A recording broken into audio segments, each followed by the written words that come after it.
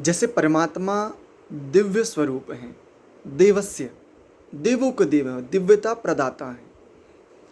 हमारे जीवन में कितनी दिव्यता घटित हुई है अभी तक। धीमहि, वह ध्यान करने योग्य है, ध्याने योग्य है, वह ध्यातव्य है, धारण करने योग्य है। हमारा आचार विचार व्यवहार अभी तक ऐसा हो पाया है कि कोई एक भी मनुष्य हमें ये कह दे इन व्यक्ति का आचार विचार व्यवहार आदि धारण करने योग्य है। निश्चित उन्नति और पूर्ण कल्याण तो परमात्मा का ही ध्यान और उन्हीं के धारण करने में है। किंतु हम उपासना करते हुए क्या इस गुण को अपने जीवन में कुछ भी आचरण में ला पाए? धीमहि, आगे कहते हैं धियो यो नः प्रचोदयात्, कि आप हमारी बुद्धियों को सन्मार्ग की ओर प्रेरित कीजिए। क्या मैंने अपनी बुद्धि को सन्मार्ग की ओर प्रेरित कर लिया? जितने भी काल से मैं उपासना कर रहा हूँ, करने का प्रयास कर रहा हूँ, ध्यान करने का हम प्रयास कर रहे हैं, किया? रक्षण गुण कितना धारण हुआ मेरे जीवन में? कितना मैंने इस गुण को धारण किया? ओम सर्वरक्षक, प्राणों से प्रिय कितना हो पाया मैं किसी के लिए? किसी के प्राणों का, किसी के जीवन का आधार कितना बन पाया, कितना बन पाई? दुख विनाशक, कितनों के दुख विनाश करने का, हरण करने का मैंने सामर्थ्य अपने भीतर धारण किया। अभी तक कितना? सुख स्वरूप स्वाहा, कितना कर पाए? कितना सुख दे पा रहे हैं? जिसको हम सुख समझ रहे हैं उससे तो हमारे ही अपने स्वजन क्लेशित हो रहे हैं। सवितः सकल ऐश्वर्य प्रदाता, हम छोटे छोटे ऐश्वर्य, थोड़ा सा धन, थोड़ा सा स्नेह, थोड़ा सा वात्सल्य, थोड़ी सी रक्षा, किंचित सा दे करके हम कितना कुछ चाह रहे हैं, कितनी अपेक्षाएं हैं, कितनी निम्न स्तर की आकांक्षाएं भीतर संजो रखी। उपासना कर रहे हैं दिव्य सत्ता की, वरेण्यम, कितने स्थिति में हम आ गए हैं कि कोई भी एक भी मनुष्य हमारा वर्ण करे। भर्गः, विशुद्ध, हमारे ज्ञान में कितनी विशुद्धि आई है,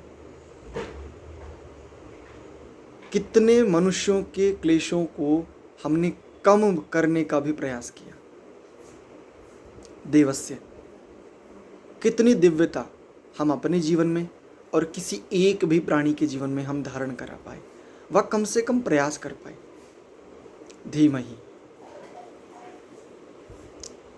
ध्यान करने योग्य, धारण करने योग्य, स्वीकार करने योग्य भी कह लीजिए। एक मनुष्य है जो निसंकोच निर्भय होकर और बिना किसी स्वार्थ के ये कह दे इस पूरी धरा पर हमारे लिए, ये मनुष्य ध्यान में लाने योग्य है।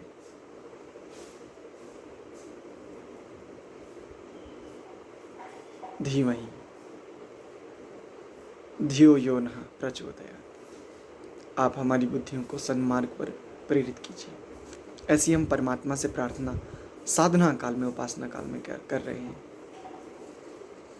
हमने अपनी बुद्धियों के अनुसार, अपनी बुद्धियों से कितना, सबसे पहले स्वयं को और फिर अपने पूरे के पूरे परिचित अपरिचित सभी में किसी एक को भी कितना प्रयास किया।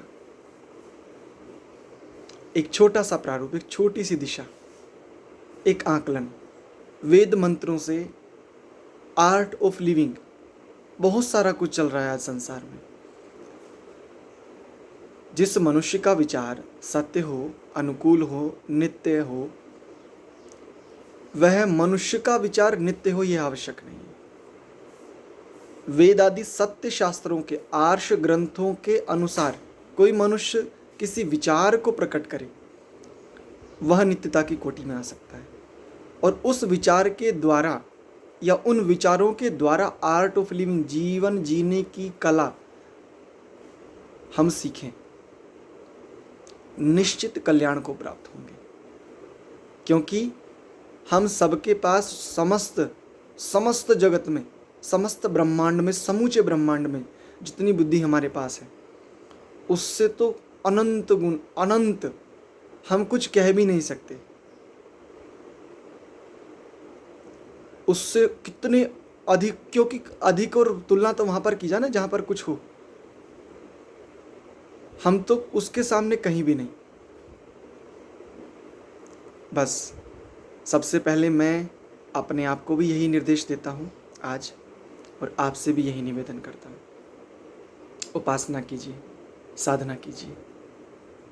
धियो यो नः प्रचोदयात्। ओम भूर्भुवस्सुवः तत्सवितुर्वरेण्यं भर्गो देवस्य धीमहि धियो यो नः प्रचोदयात्। आपके जीवन में कम से कम एक वेद मंत्र एक मनुष्य के लिए तो धारण अवश्य ही होना चाहिए।